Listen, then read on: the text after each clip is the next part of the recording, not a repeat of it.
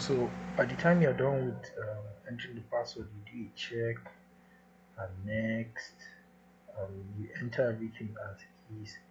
Next, execute. Everything is going to run fine. Like that. Next, until you are done applying the configuration. So this is what my local instance look like. The server I've already created in my um, local server. So this is like an instance of it.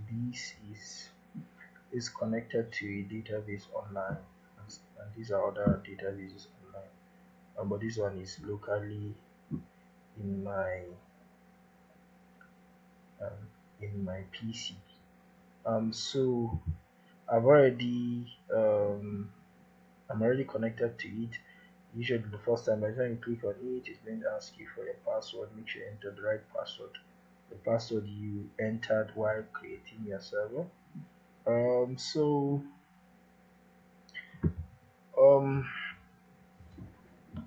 basically this is your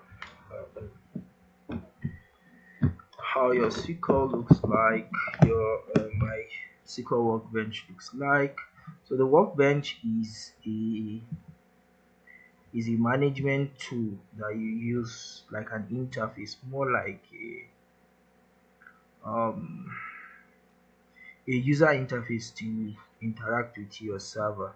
And so say for instance you want to create a new database and actually create a new database. I'm going to drop this, and so I've dropped that. I can create okay, so I think I've created what I just need to use to refresh, and this is my database I can actually use, and it's going to highlight. So I'm trying to create a table, so you say create table, the name of the table. You will now give parameters like the column names, your first name, and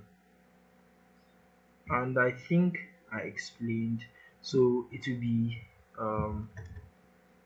create table, then table name, then open parenthesis close, then column name and data type. So the data types we have are integer, I think decimal, or float. Yeah, it takes float. So decimal, float. We have text,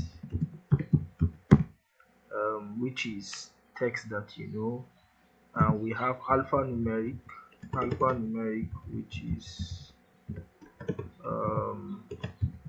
but in SQL is called variable character, and it can only take about maximum of 255 characters, which is about 8 bits, 8 bytes. Yeah.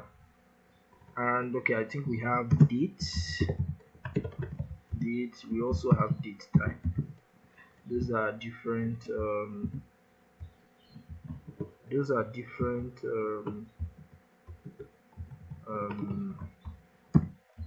data types. Yeah. So that's what I was trying to do here. Gender, I'll just do variable character. I'll just put 6, and I'm going to run it. End it with the semicolon and control enter. It has already created it, and all I just need to do is to refresh my schema, and you can see the table is already there. SQL, and